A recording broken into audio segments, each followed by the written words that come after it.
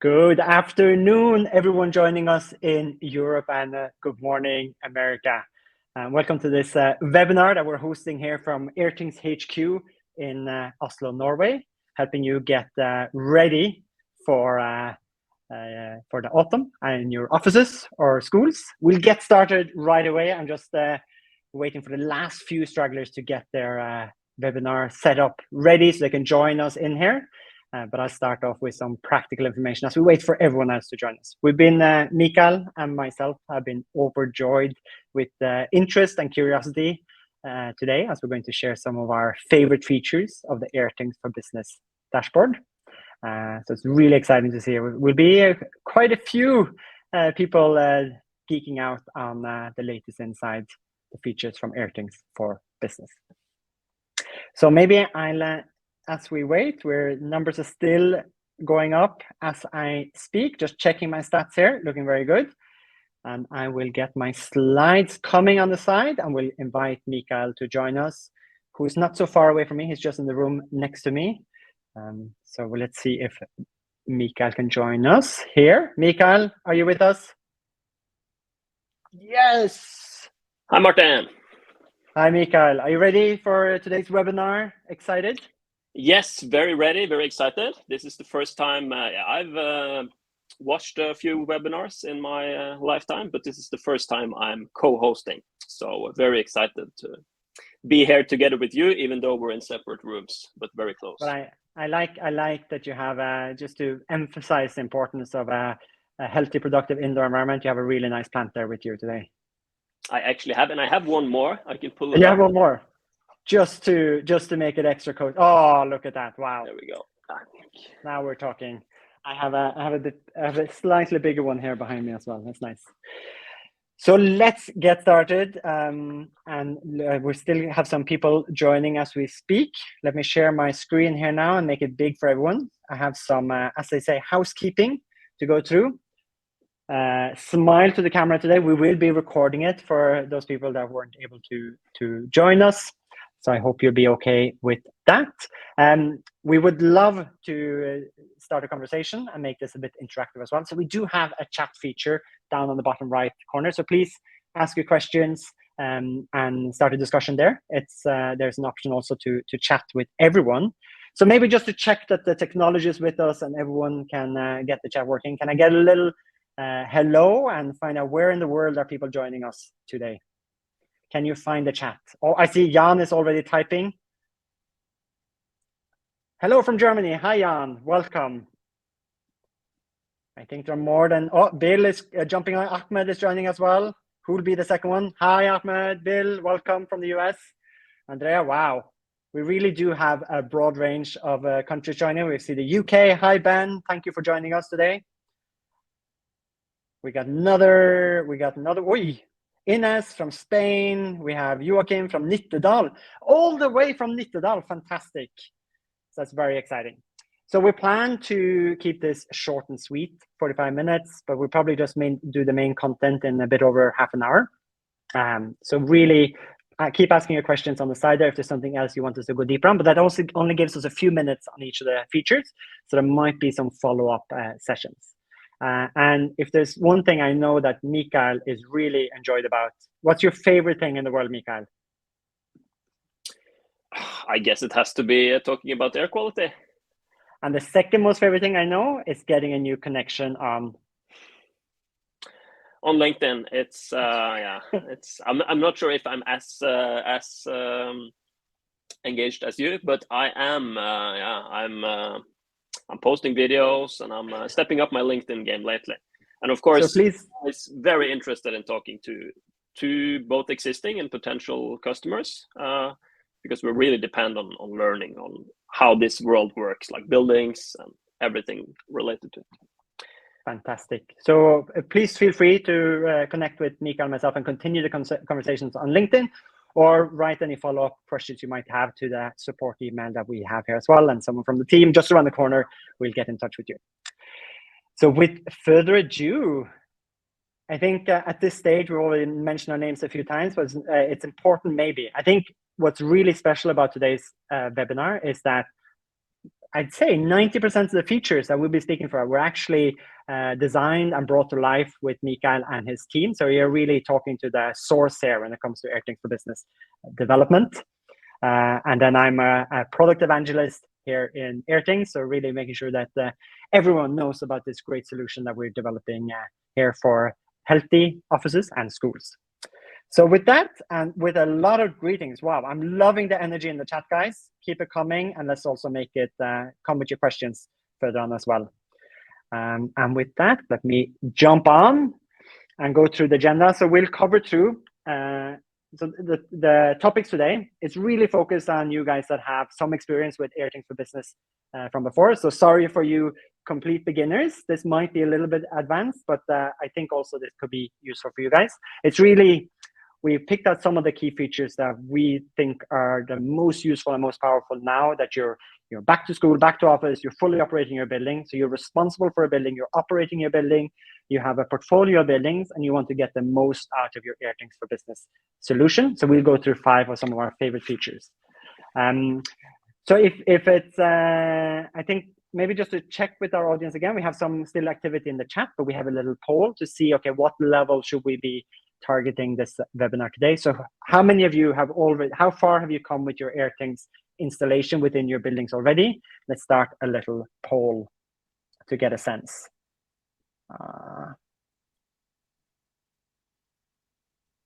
Let me see. So how much experience do you have with Airthings for Business? Quickly now, just give us an answer, and then we get it. Mika and myself will help us out when we run through some of the features. So you can just submit your votes there.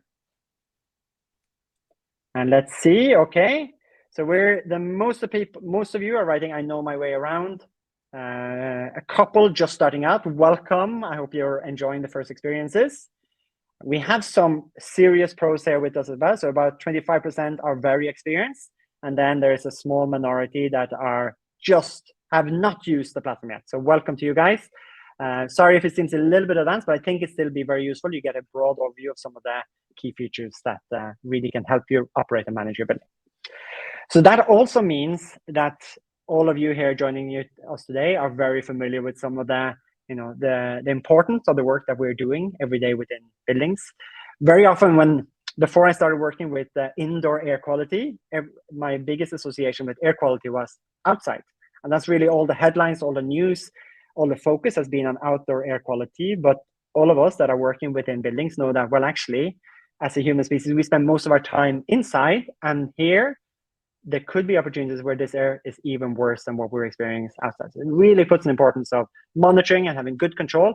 And as most of the people joining this call are, taking responsibility for the mechanical lungs, the ventilation system, the technical systems on our building to ensure that this is a safe, healthy, productive, vibrant indoor space doesn't have minimum impact on what's happening outside of our building.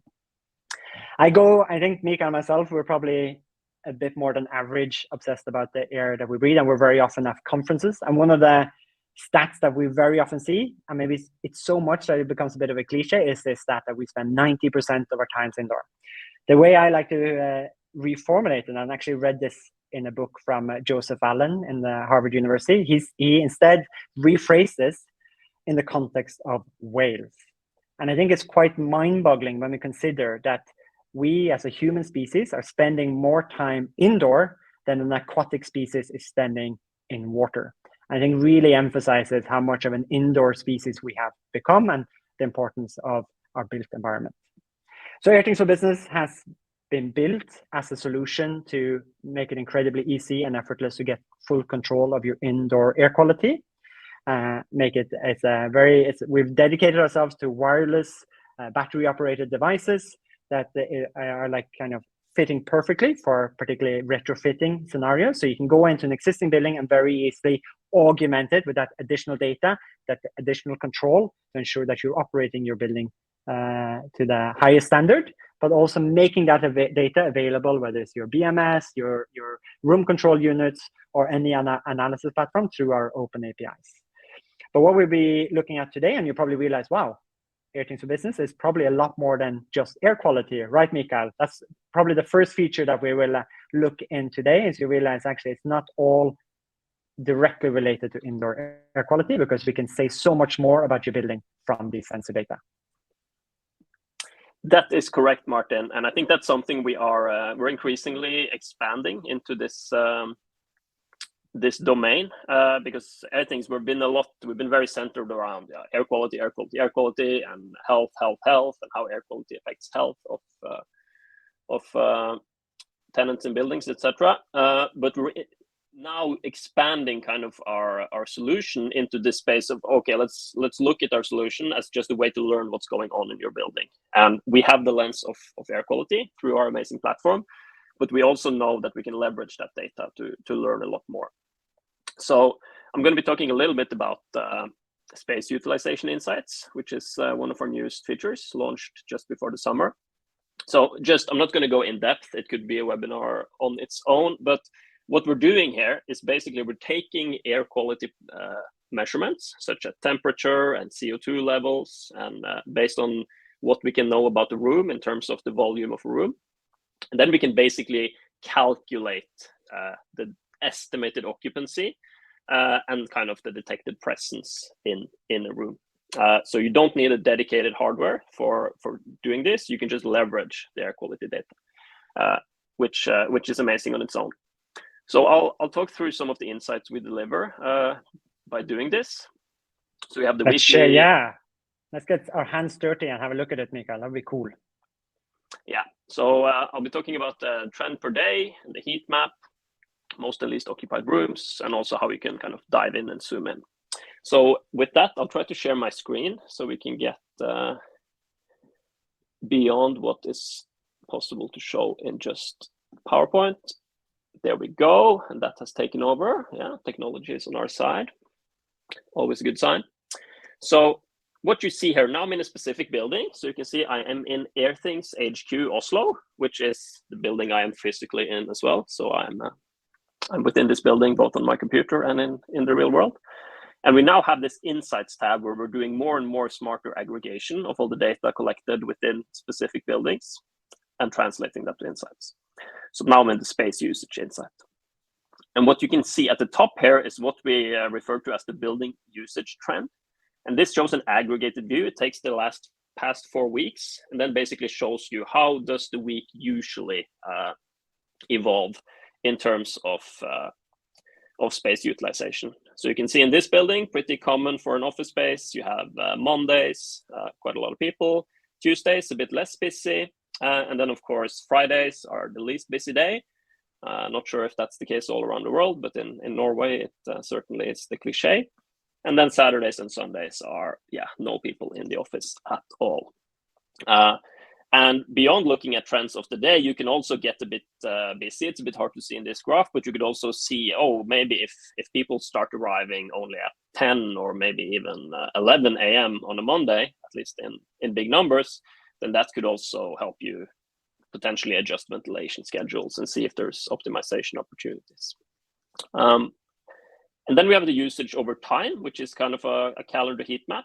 So by default, it shows you the last 30 days, but I can also go in and select, say I want to look at a specific week, maybe the week of, the month of June this year, just to see if there's some more interesting patterns. And then you get to see some quite distinct patterns. So of course, mostly people here during the work week, but then we had 3 days, 5th and 6th and 7th of June, which seem to have very low occupancy levels in this building. And I think, I'm not completely sure, but I suspect this were the days where we were on a company retreat. So you can easily see patterns like that. Then you can also go in and you can see, on this particular day, if there was anyone at the office, which rooms were in use. And then you can also dive into usage by the space. So going back to the past 30 days, it's very interesting to see maybe what meeting rooms or different types of rooms are the most used. So this is basically a list of, here are the rooms that are seeing the most use. And then you can flip it and see the other side of the coin. here are the rooms that are barely seeing use at all. You can also select individual rooms, and then you can see kind of the patterns over time, which days, etc. So this is a very useful way to get kind of an overview of how is your building being used, what rooms are being overutilized, and what might be underutilized. And as Martin wrote in the chat as well, if you have any questions, feel free to post them in the chat, and we can try to share them. So looking at this, now you've actually aggregated data from all the sensors in this building for a whole month, right? Last 30 days. So that means that yes. The space that's been monitored by the device called Marketing Tree, it has hardly been used the last month. Yes, that is the case. And of course, then you can start digging into why is that room not seeing use? And certainly why are some rooms so popular, maybe being overutilized. And so the most popular meeting room, and this is also a clue, of course, when you work for air quality company, our meeting rooms are named after air quality related parameters. So PM 2.5 is clearly the most popular meeting room in Airthings. Yes, that is clearly the case. So a really, really powerful tool, and also gives you a lot of insight about space utilization without having to have dedicated presence or space usage sensors or devices like that are camera based or use some other technology. And this is also a lot more GDPR and privacy friendly. Definitely. And just before we move on, I can also show you can also filter these insights if you say you're interested in just a certain room type, say only meeting rooms, or maybe you're looking at analyzing just a specific floor, so say the third floor, for example. So that's also something we're increasingly seeing a need for, is kind of, especially in larger buildings, the building might be so big that it's very relevant to start filtering data, maybe looking at certain sections of the building and segmenting that way. And I think what's been great with what Mikael and his team has been doing well, really for the last year, is to say, okay, how recognize that more and more of you have not tens, but actually hundreds of devices in a single building. How can we aggregate that and give you actionable insights at a higher level rather than having to dig down into each individual sensor and the data? I think with that is actually quite a good segue to the next one, which is a really powerful feature to augment data across your building, right? That's the really catchy feature with the name time over CO2 thresholds. Yes, I just see now we got the question, but we can, there's a question section in the chat section. So we got one in the question section, so I'll answer that first. So the question is, are you taking office or working days into account when calculating the space utilization?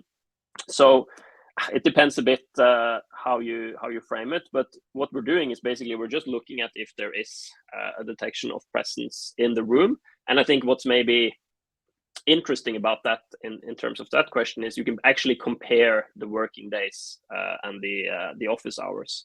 So what you see on the top here, it's a bit hard to see, and we're working on maybe an update of this graph, but the gray area here, that is kind of the defined office hours of this building. But what you see in these bar charts is that actually the stated office hours, which I think are from 7 a.m., it's usually not until 8 or maybe even 9 a.m. that a significant amount of the rooms in the building are in use. So that could be a good way to kind of get a source of truth to compare on.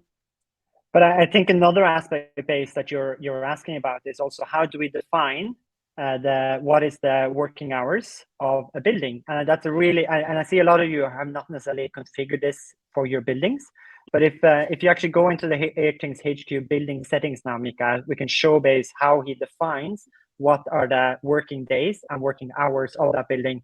That really sets the context for all of the features we're showing here today. It's so important to have that metadata about the building and the rooms within the platform. Yeah, so I'll show that quickly. You can go into settings here in the same building view. And then there's this first one, building settings. And here you see opening hours. So in this building, it's defined from 7 a.m. to 5 p.m. for all days, or Monday to Friday. And that will, of course, help you aggregate and filter. And there was, as you saw in the report that Mikael was generating, he could actually select whether he wanted to just look at the working hours or 24 hours of the day. So actually that's being specified here. So that's also, this actually, it says working hours, but really it is working hours and day, because you also specify those days that you are not working by. So here Saturday and Sundays are excluded in the analysis. Okay, great question, Base. Let's go on to the next feature. Conscious of time here now. Time over CO2 thresholds, Mikael. Yes, I'll move on. I see we have some more questions. I can try to answer them maybe after, because we have some time at the end. So this is also within the Insights tab, but we refer to it as Air Quality Insights. And this is quite interesting, because the background for this solution, it was inspired by some of our most engaged users, and we saw that they were doing very complicated things in Excel sheets, like getting all the raw data out and aggregating and counting, not the averages that we were presenting in our reports, but they were looking at how many of the measurements were above a specific threshold. So inspired by that, we wanted to help people, spend time on more meaningful things than pulling together Excel sheets on their own. So what you see here is basically how many hours has CO2 been above the desired threshold. So you can set a limit. Maybe you want to maintain it always below 800 ppm. It's a bit strict, but you can play around with it. You can set that as the default. And then you can look at this, for example, in this same building that I looked at last time. We can look at the last 30 days. And then you see it's not 4 hours, 6 hours. There's not like huge issues, but there are certain times in different rooms in this building every day that CO2 is above this level. So here you can go in and you can actually see, on this day I saw it was almost 9 hours in total. And then you can also see, okay, what rooms were contributing to this, because obviously you will want to go deep and understand. And you can even go as deep to see, okay, in this room, no content, there was the main issue. You can see exactly when it happened on that specific day. So this is a really powerful way to kind of discover these issues and dive deeper. And if you're more interested in just discovering what rooms are the biggest issues, you can select this total by device thing up in the corner. And this will basically, over the last 30 days, it's the same information, but instead of looking at it as a timeline for the whole building, it will list the rooms from the worst one to the least. So here you see that we have PM 2.5 and 409 conflict. Both of those are meeting rooms. And those are the two meeting rooms that are seeing the most issues with CO2 above 800 ppm. And then you can also go in and the same way see when is it occurring, and etc. But this can be really a powerful way to quickly discover what areas of our building is having issues with CO2, and then you can prioritize the rooms that are having the largest issues first, and dive in and discover what's going on. I see Martin is trying to answer questions as we go. Thank you, Martin. Yeah, and I was hoping that as I answer the questions that are coming in the questions tab, that everyone can see the answers, but I have a feeling that actually it's only each individual attendee that can see the answers. But there are some really good questions that are coming into the questions tab here. I just wanted to point out this total by device. I see a lot of people are not always aware that you can flick it over from trend over time to total device, but this is really giving you, where are my hotspots, where are my trouble areas. So it's a really good way to know where should I focus my attention this autumn to identify those rooms that might have an issue with their ventilation, overusage, or something's not quite right. And even though we've focused now on CO2, Mikael, this also works for a lot of other parameters, right? Yes, so you can see below here, you can look at this not only for CO2, but you can do the same thing for VOCs, also humidity, which of course can be both above and below desired thresholds. So it's quite a powerful way to get the look of how is your building performing based on what you care about. Excellent. Let's move on to our next feature, which is, drum roll please, ladies and gentlemen, virus risk indicator. Probably not so exciting, actually. It's a bit more of a sensitive topic. It is, but it's still, at least in Norway, I'm seeing increased attention on COVID and of course airborne viruses in general. The flu season is coming up. I know this is something I guess it's a few years ago, but we've developed this, what we call the virus risk indicator, and it's doing similar things as the principle of what we did with occupancy. We're taking different air quality measurements, and then we're through an algorithm, we're translating that into a risk indicator for airborne viruses, or how high the risk of transmission is. So basically, we're looking at mainly CO2 because that gives you a level of if the ventilation is adequate. We're looking at temperature, and we're looking at humidity because that influences virus risk a lot. So if I go back to my screen, or maybe I need to share a new tab that I can do.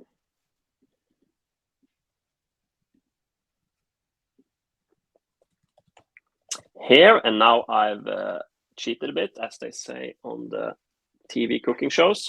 So I've made this virus risk report. It's available in the reports tab on the side for the same building that we've been looking at examples of all the time. And this is a bit due to the season because humidity levels aren't very low yet in Oslo. So you can see that there's only one device in this building that has been above the recommended level. But you can see that this report gives you a virus risk kind of timeline from a number from 0 to 10 over the period of time you want to create the report for.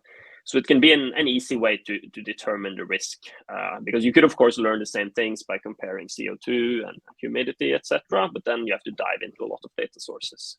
So this is another effort from us to kind of translate the data into something that's more tangible and hopefully also actionable. And some things you have kind of a high degree of control over, like, for example, if a room is seeing really high CO2 levels, it's usually because there's more occupants in the room than the current ventilation can handle. So you can either decrease the number of occupants, or of course you can look into ventilation. While things like humidity might be a bit harder to influence. It's very driven by seasonality, at least in Europe. So yeah, there's also some suggestions there on what actual solutions you can get into. So you can click those and also learn more about this algorithm and how it is calculated. And it's another way to access this kind of cheat sheet to better understand how we calculate the virus risk indicator. There's a little button at the top there of the report that will give you easy access to some understanding of, okay, what are we actually looking at when we talk about virus transmission risk? So we're really looking at just the air and is the environment conducive to, if there was an infectious person in that space, are we helping with the transmission? Are we reducing the risk of the transmission? I think that's on the top there, right, Mikael? Yes. Also see we have a question now from Jan that says, if the CO2 is too high, then more air is required. And if we have a window sensors to identify that the windows are open, or any other tools to increase the airflow. So unfortunately, currently not. But we saw a lot of attention around especially in older school buildings, etc., that might have natural ventilation. Then you basically only have one choice. You can leave the room or you can open the window. That's kind of your two options. I will also, unfortunately, we don't detect that as of now. But maybe slightly related to that, Mikael, I will cover in the last section, the device management, the CO2 alert feature on our devices that you can at least gives a visual trigger on the device within the space. Mikael, there was another question about the previous one that we have. And the question was, because we have a suite in a multi-tenant building, are we able to lower the CO2 threshold from 800 to a level that is based more so on the size of the room that is monitored? So I think the question is it possible to, in this time over CO2 thresholds, can you set a lower threshold than 800 in analysis? No, not currently, but that's something we can definitely consider. I think we've set the lowest at 800 because I guess the most recommendations that at least as far as I'm aware of, they're going below 800. Isn't everything below 800 is considered good, but that's something that we are definitely evolving. And we had one when we released this feature, we did expand the number of options based on feedback. So I think actually the best answer here is to reach out to Mikael, book a half an hour call with him and his team, and let's understand the use case and how we can expand this feature, because a lot of the changes have come based on questions like this and needs from the users. Yes, definitely. So very interested in getting in touch with anyone here who has questions and suggestions, and then diving deeper into that in a conversation. That would be great. So we've covered off really the last three features have focused on how can we, we're gathering just one Airthings sensor is gathering, up to 10 various data points every 5 minutes throughout the year. You were talking about hundreds of thousands of data points. And then if you have hundreds of devices within the building, that's a lot of data. And we're help all of these three features are about, okay, how can we help you systematize and understand where to put your attention and focus and analyze the air quality within your building to better understand your building and thus also optimize how you operate that building. The two next features now is more focused on how can we help you to, for the first thing, get your sensors to let you know if something's not working as it should be, or there's some problem, or be proactive in terms of our complaints or issues within the building. And the last one is about how do we manage all of our devices. So alert management is really about setting some ideal thresholds for our devices. Where do we want our building, our indoor space to be, and being notified if something goes outside of that space. And it's a very flexible and powerful tool. The most simplest way to set it up is through using an email address. You get an email if something is triggered, or you can also send this data, as I'll show you, through some chat solutions or integrated workplace management systems or FTV solutions, or even get it through our API. So let me jump straight into it. And Mikael, please feel free to help me out here if there is something I forget. You're sitting close on the team that's actually developing this day to day. So I'm back into the Airthings for Business account, and I navigate here on the left down to the alerts section. So we've looked at reports, we've looked at the building insights. I'm going to alerts, and I'm going to manage and configure my alerts. And you can see I've already set up a lot of alerts within the Airthings global account already. Before I set it up, I'll just show you some of the integration options. So if you want to send this alert to a third-party solution, here's a list of solutions that we support by standard. So Slack, maybe many of you are familiar with, is a chat solution, so you can get a message in Slack. Or these four here are Norwegian IWMS systems. But if you do have a wish for other solutions that we don't currently support, please reach out to Mikael and team, and we can look into and prioritize that opportunity. Or a lot of other clients have actually connected this up directly themselves with using the webhooks or the API. So let me jump back into alerts, and I'm going to set it up using the email now, because that's something I assume most people have. However, so I'll say this is my office monitoring. We'll do a generic one, monitoring. And then for Airthings HQ, and this is just a little name so I can find them in the list of alerts that I've set up. And I'll set up that I want to get notified by email, and I can notify everyone that's on the Airthings account. And I think everyone here is, or I'll just send an email to myself. And here we can select whether I just want a specific building or specific devices. So now I've selected all the devices across all of the Airthings offices globally, or in this case, I can select all the buildings. And that means that if you add more devices, it'll automatically be added to the alert. But in this case, I'm just going to focus on us here in Oslo. So I'm only going to add the Airthings HQ in Oslo. I go next, and now I can select which sensors I want to be set up an alert and alarm on. There's a little cheat sheet here where we have the thresholds. And these thresholds are based on national recommendations in the different jurisdictions that we operate, and kind of we found like a nice middle ground. So it's not actually linked to one specific national recommendation. You do have to check what do you operate your building against.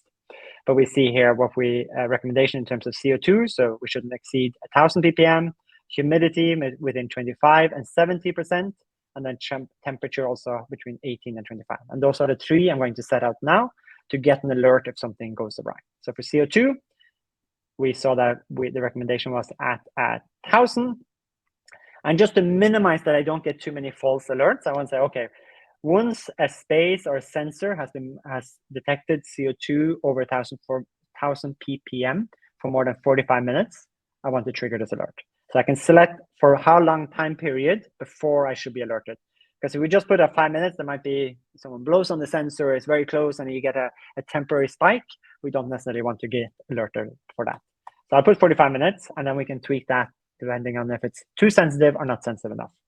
Humidity, I'll bring that down to 24 and 70%, and give me that after 20 minutes. And for temperature as well, and this is quite useful to make sure that if the heating is not working as it should, I think let's put it at 18, or if the cooling is not working or something is really going wrong in my building, give me a message after 20 minutes.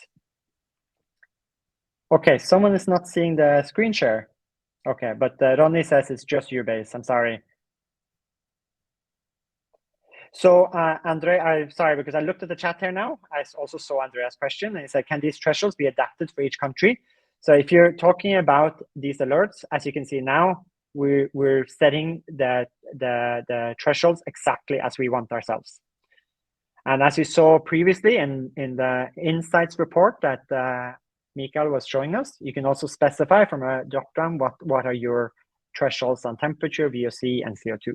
So it is quite configurable. So we don't really design it into one national recommendation, but rather give you the flexibility to define it yourself or what you think is ideal for your building.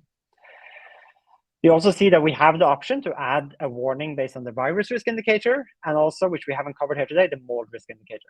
But I'm just going to stick with these three here now. And this one is a really powerful feature. Like, I think as more and more of you are using our sensors to start controlling various systems in your building, are using that sensor data for other systems as a sensor input, you want to ensure that your sensor system, your network of Airthings sensors is robust and reliable. So this one is, I recommend that you set this up for all of your buildings to be notified if any device goes offline, the battery dies, it gets stolen, it gets tampered with, it gets damaged. You will get a notification after an hour if we suddenly lose connection with that sensor. And now we get back to what we were talking about earlier about the schedule. Should we only take these thresholds into account within opening hours, outside opening hours, or 24 hours a day? So you might want to have a little bit more restrictive thresholds within opening hours, because that's when and then maybe a little bit more lenient thresholds outside of opening hours. So you can still monitor and be alerted if something, a window is left open at night and the temperature drops or the heating stops working, you go outside of these thresholds, you want to also have an alert at nighttime. In this case, I'm being very aggressive. I've been quite lenient here as well. So I'm going to maintain these monitoring 24 hours a day. So save, that's set up, and now I get an email if something happens, and I can come in here and change it afterwards. There we go, Office Monitoring, HQ. I can go back in and edit it as I see fit. Okay, Mikael, how did I do covering off the alert feature? I think you did a very good job, Martin. I think I would just like to emphasize, I think it's a bit something you might have to experiment with a bit, because as Martin showed, you have a lot of flexibility in where you set the threshold and for how long it should be above. But it's like if you set it too low, you will get a lot of emails, and then it just ends up being noise. But of course, you want to be notified when something is wrong. So I think it's something it's good to set up a first a first take on it, but then also be open to adjust it. And especially maybe because some of these things like humidity are also very seasonal. So maybe you really want to be notified of low humidity in the summer, whereas in the winter, it might be so common that maybe you want to adjust it. So that would be my recommendation, to kind of not see it as something you do once, but something you can adjust as you get experience. And we also have a question here. This is probably some input to your team from Yolanda. Is there any Yes. way to change the notification for more than 60 minutes? I think she's talking about the system Yeah. notifications. Yeah, so it would have to be above the threshold for more than 60 minutes. No, not currently, but that's something we can consider. I can also mention it's not really an alerts feature, but we also have this more like a weekly summary that's doing more kind of the trend. But it depends a bit. But I would love to send me an email and we can dive a bit deeper into what use case you're referring to. I think as many of you are figuring out in this call as well, you know, if you do have some insights, some ideas for how we can make this more useful and more powerful for you use cases, reach out to the product team in Airthings, and they're very, very receptive. I think you have several customer insights, customer discovery calls with our users every week, right, Mikael? Yes, at least our ambition is to talk to people every week, and I think I will always cancel any other meeting if I have to choose between something internal and talking to users and customers. So yeah, I'm hoping for a full inbox tomorrow when I get back to the office. Maybe Jan has already left us, but he said very great presentation so far. He has to leave us, so bye, Jan. And if you do have some more feedback, Jan, please reach out to Mikael. And I'll try and wrap us up now with the device management. So we've gone through the analysis, we've gone through kind of how we can be proactive with how we manage our building, and now it's all. And I think this is really some of the most powerful aspects of having an IoT solution and monitoring remotely and having it cloud connected is that we can both configure and also control and ensure that we're always up to date with the latest firmware across our portfolio buildings through the various device management features. So again, Mikael, let me know if there's something extra features we can share here before we run out of time. So I'm back in the Airthings for Business dashboard. I make it a little bit bigger here now so everyone can see what I'm doing. And I'll go into the specific building. And I'm going to show you a few of my various device management features. And I think my favorite and first one, which is something that was mentioned earlier, is what we call the glow indicator behavior, or the alert feature. So someone was talking about how to set these alerts, like, okay, if we go over a certain threshold, how to make sure that the window is being opened or something actually is happening. So very often we are in buildings where there is no BMS, or there isn't actually anything that you can control or modulate. Maybe you're running your ventilation system on a fixed schedule with fixed air volume. So actually, if you do go over the thresholds, and we know this has been a way to mitigate and manage the risk of virus risk, we have this feature here where you can activate what we call a CO2 alert. And really what it does is on the device itself, it will start flashing yellow and red at certain intervals of CO2. So this was developed back when it became a government legislation to have a proactive alert for specifically teachers in classrooms where there wasn't so often any other means than to evacuate a classroom or to open up the windows. But this will give you kind of a warning that the CO2 is over a certain threshold. If you have a device with a screen, it'll also flash the actual levels. Or if you have the space radon or the space CO2 that doesn't have the screen, it'll just flash to give you that warning. And again, you can set these thresholds yourself. And again, the power of device management, you set this for your building and it'll apply to all your devices. So you might have a school with 100 devices. You only have to set it once to configure it for the whole building. So I'll turn that off. I won't activate it yet in our office. Another really powerful device management feature is what we call the display feature. And this is on our devices that have a display. And you can configure this in so many different ways yourself, both on the Space Pro and the Space CO2. And these are the oval devices that have the e-ink display on them. So here we can currently on the Space Pro in the office, we're showing the weather. So actually we're using our third party to get the weather data for your building location and then displaying the outdoor weather on our devices. But we could also display the CO2, temperature and humidity on one display, or we could combine them in any configuration we want with two different. So for example, we could have CO2 and the weather on the same display, or if you want to flick things around, I select weather first and then CO2, and it's the other way around. And for those of you that are a bit don't want to show anything, there is an option to just show a blank screen. That's a bit sad. Maybe in the case where you're not so comfortable showing the indoor air quality, stick to the weather feature. And we can also here configure between the metric or the imperial setups. The last one I wanted to show as well before we run out of time is the real flexibility you have to configure the sensor sampling interval and also extend the battery life of your devices. So on the Space Pro, this is our flagship unit with the PM 2.5, the dust sensor, the particulate matter sensor, the VOC, noise, everything. As we turn things off and reduce the sampling frequency, you see that we automatically get a battery estimate update. Or we can bring it down and really max out, and of course that's going to eat up a lot more of battery. So you can look at, okay, what sensors do I need? What's the trade-off? How often do I need to be sampling the particulate matter? And you will get quite a significant increase in your battery lifetime. And for space CO2, we're looking at a lot more battery life. I think the last one, okay, I did say this was the last one. I just want to also point out the status tab here, which gives you, for each of your building, gives you a high-level overview of any issues a device might have, and also some feedback for how you can improve it. Any other device features I should mention, Mikael, before we start wrapping up?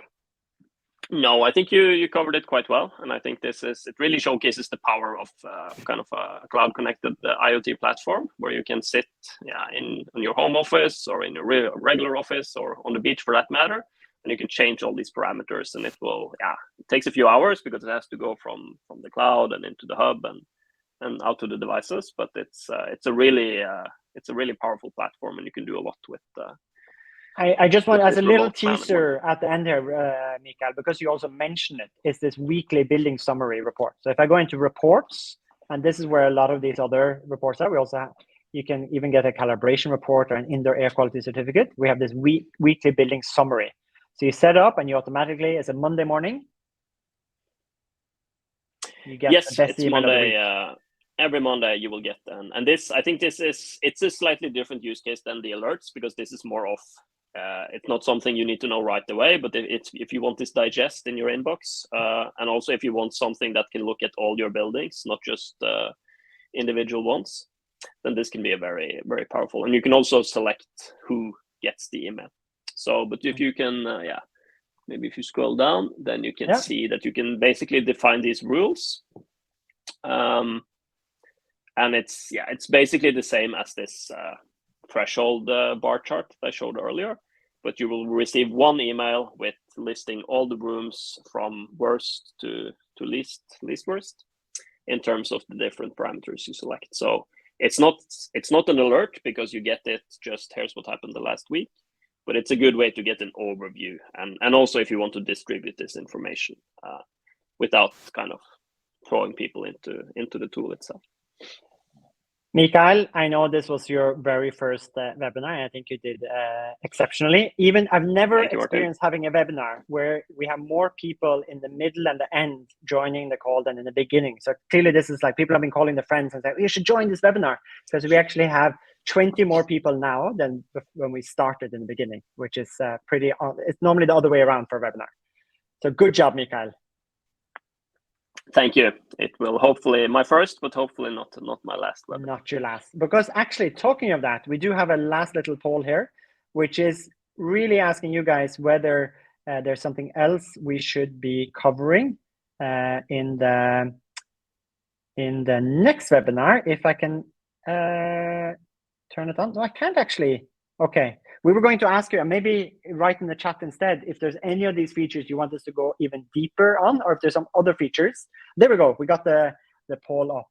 Any of these 5 features that you would like us to do follow up and get Mikael back on the webinar stage, please vote for them now or write to us afterwards as well. That'd be good. Let's see what our remaining audience are saying. Let me see. I think actually, there we go. Oh, you can actually vote for more of them even. There we go. So far, the device management. Oh, okay. So clearly we shouldn't have left that one for last, because there's a lot more interest in learning more about maybe how to manage a big portfolio of hundreds, maybe even thousands of devices. So device management, and then space utilization. There's a lot of curiosity on. So I think that's our cue, Mikael. Do we have any more questions to finish off with before we wrap up today's webinar?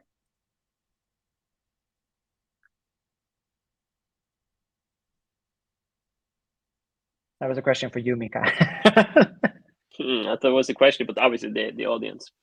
I'm not Yes. sure. I'm seeing some questions in the chat. I can't get into in depth on data storage and GDPR. Then I would have to check with those who know about that.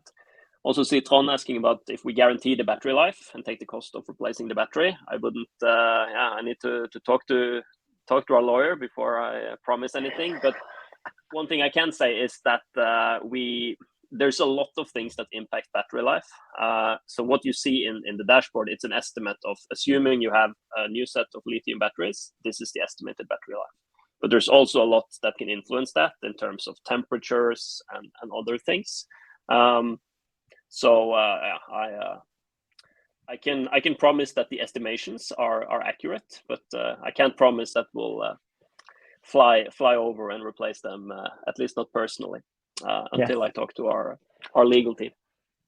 Okay, but it's been a fantastic webinar. Thank you for joining us here from Oslo and the Airthings offices. My name has been Martin, and I hope we can continue this conversation and geeking out on Airthings for Business in the future. Do you want to say a last goodbye for your first webinar, Mikael? Yeah, it's been great. And as I know it's been mentioned many times, but I also posted my email in the chat. Maybe it can go out in the email from this webinar as well. So feel free to contact me, and I will set up a chat. I'm always happy to learn and get feedback from our users and customers. So hoping for a full inbox in the super. In the morning. And I thank you everyone that's writing in the chat and thanking us. It's been a pleasure having you. Thank you so much for joining us. Goodbye till next time. Goodbye.